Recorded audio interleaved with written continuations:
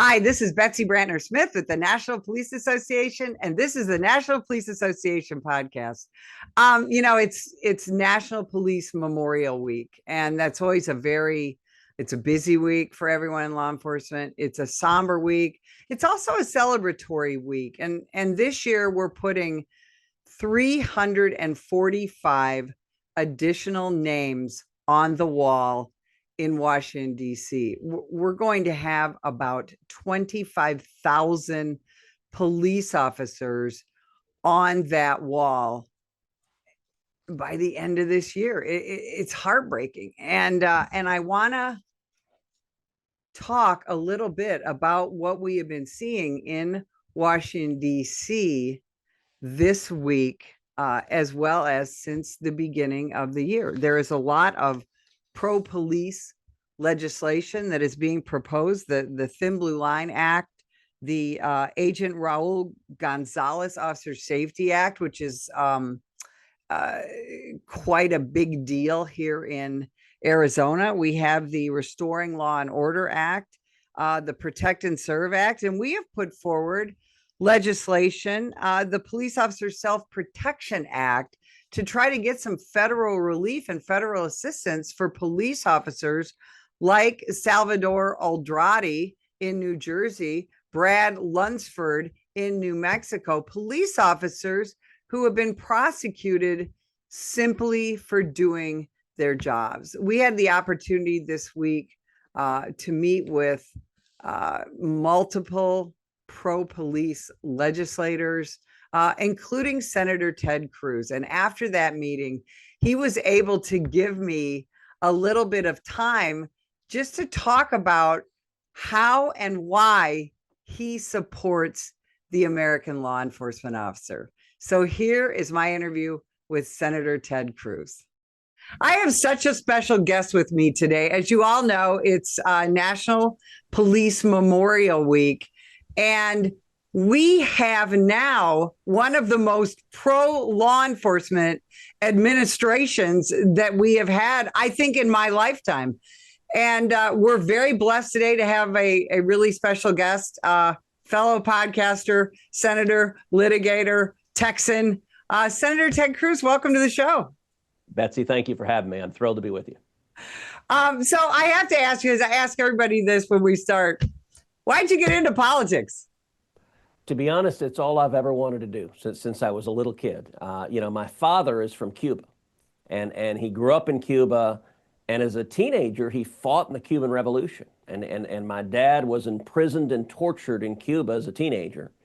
And he came to America when he was 18. He was penniless, couldn't speak English, had $100 sewn into his underwear. And he was admitted to the University of Texas. So he showed up in Austin, Texas. He got a job washing dishes, making 50 cents an hour. And Betsy, I grew up listening to my father tell stories of being a freedom fighter. And it inspired me from when I was a little kid. If you asked me 5, 6, 7 years old, what do you want to do in life? I would have told you I want to fight to defend freedom. And so I literally jump out of bed every morning because I get to represent 31 million Texans and fight to defend their freedom and defend their constitutional rights every day in the Senate. You know, Texas is a very special place, especially when it comes to law enforcement. I've trained there all around the state for decades, and you have such a robust and sometimes unusual system of law enforcement. Law enforcement in Texas is so very decentralized. It's one of the most constitutional law enforcement systems in this country. Now, you were a litigator, you were a solicitor general. What do you think about when you think about law enforcement at home? Well, listen, Texas, we love our law enforcement. We have their backs. We stand with them. We appreciate them. It's a place, look, law enforcement and military. We love our military, active duty military, and our veterans, and we love our law enforcement, and we're grateful for them. I try 100% of the time when I encounter a police officer just to stop and say thank you.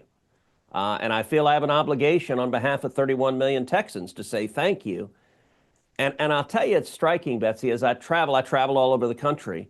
But when I go into some bright blue cities, it is a very different experience. I'll tell you, when I land in a city like Chicago, numerous times in Chicago, I've landed and I'll be greeted by a half dozen or even a dozen police officers who are there, and they'll all give me their patches. And I got to say that they almost feel like a starving man in the desert.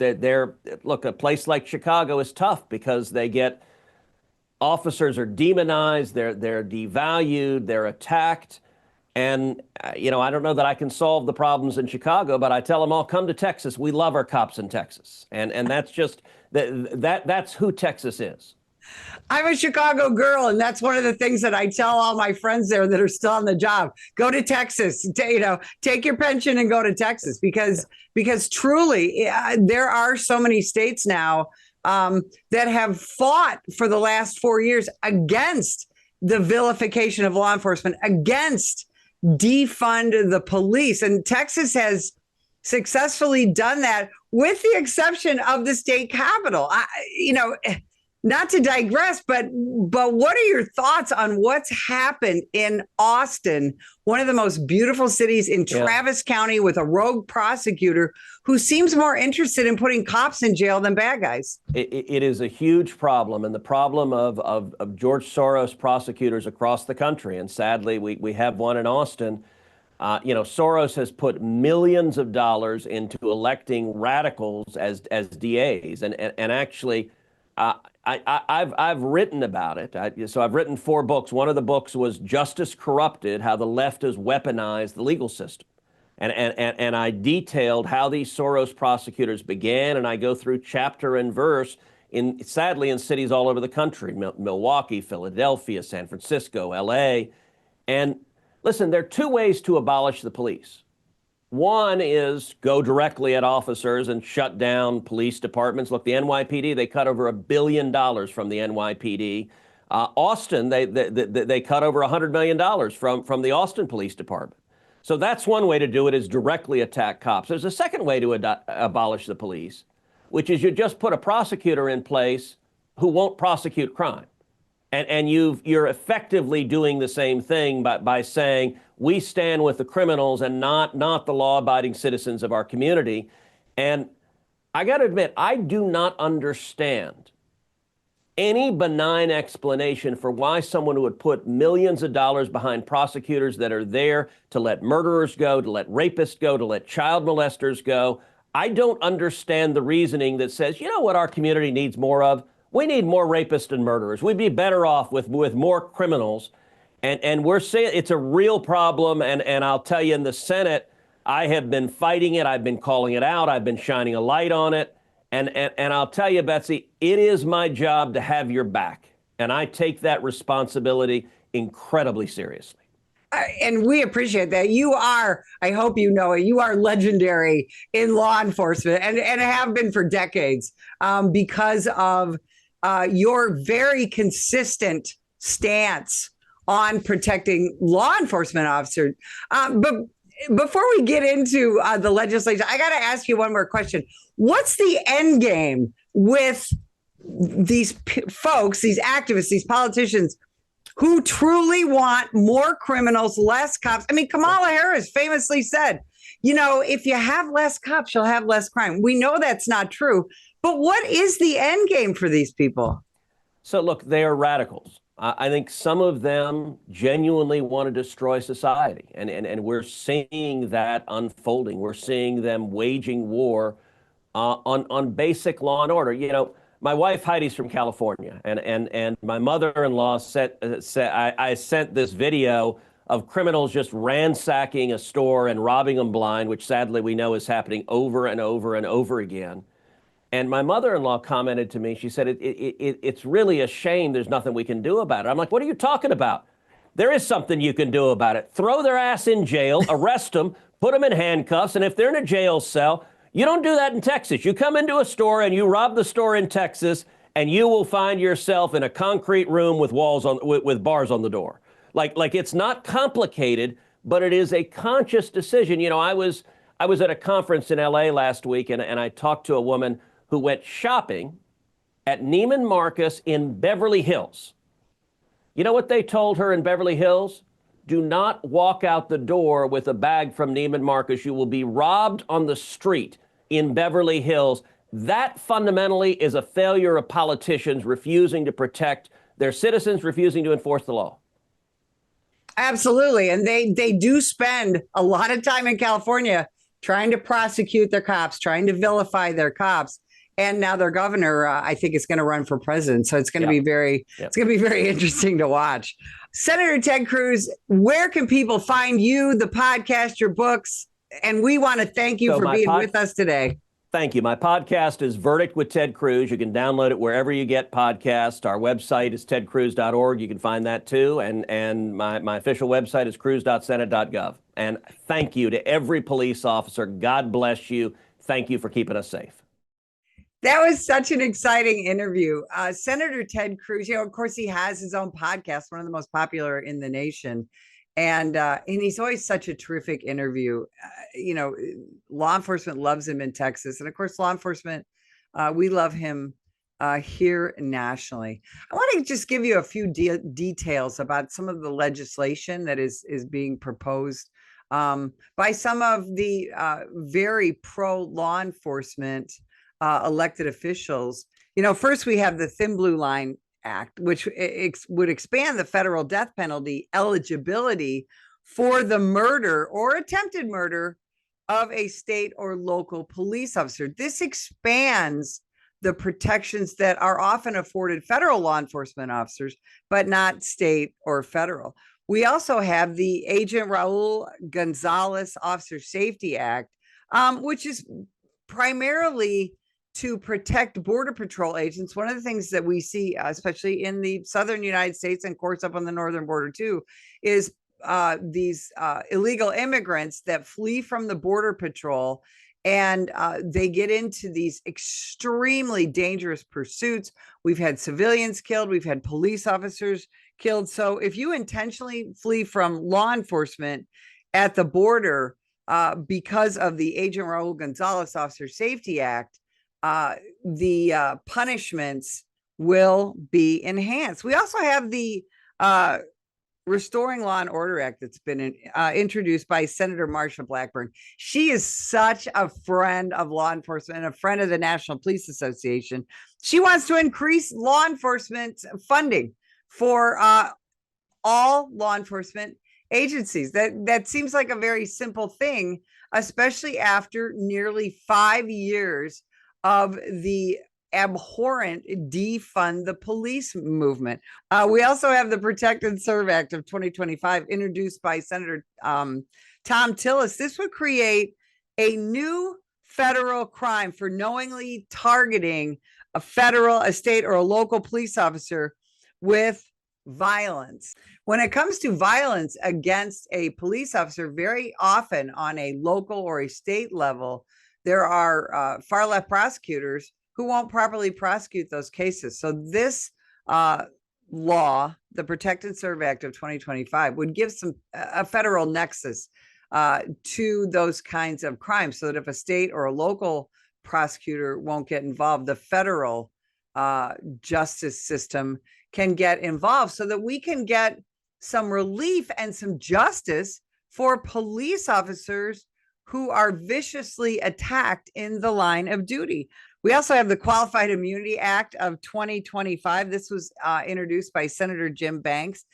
This would codify existing qualified immunity protections and be recognized and implemented by federal legislators. I mean, qualified immunity has already been recognized by the Supreme Court since 1967, but we hear a lot of talk about removing qualified immunity from police officers, which would frankly, it would destroy the law enforcement system in the United States, and it would destroy this nation. If you have police officers who are constantly subject to frivolous lawsuits and losing their homes and things like that, no one is going to want to become a police officer. So we really appreciate Senator Jim Banks for bringing that forward. We also have the Fighting Post-Traumatic Stress Disorder Act of 2025 that was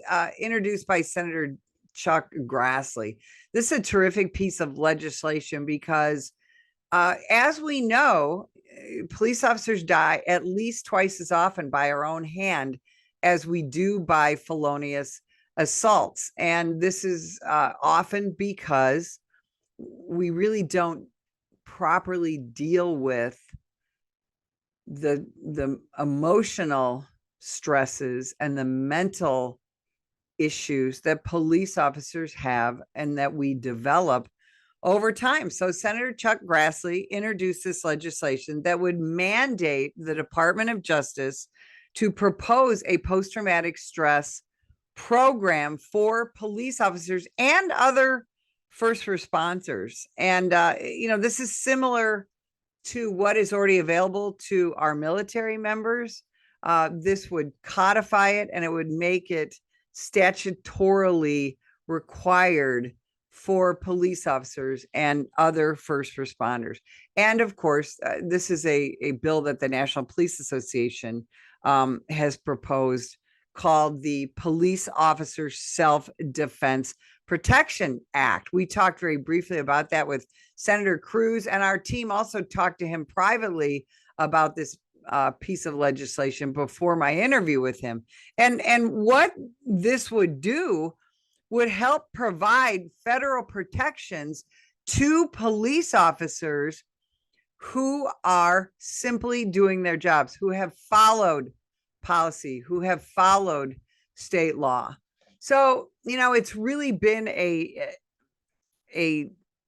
heartening Police Memorial Week. It's been a difficult week. I didn't go, but members of our team went this year, and I have so many friends that are there for the 10th, the 15th, the 20th, some time being there, being at the candlelight vigil, being at Tent City. There was a terrific reception put on by Vice President J.D. Vance, and he just made incredible, heartfelt remarks. So, it's really been quite a week, and we at the National Police Association are very grateful to be a part of Police Memorial Week 2025. And if you'd like more information about us, you can go to nationalpolice.org, and we encourage you to take a look at everything that we are doing, not only for the American law enforcement officer, but for you, the public. If you can, hit that donate button, help us out, and help us assist the 750,000 American peace officers in this country who are doing their job for you.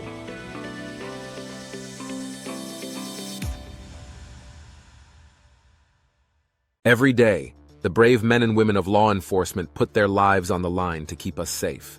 But they need our help to continue their mission. Activist politicians, progressive prosecutors, the ACLU, and the rest of the anti-police forces receive millions in donations from extremist pro-criminal elements like George Soros and woke corporations.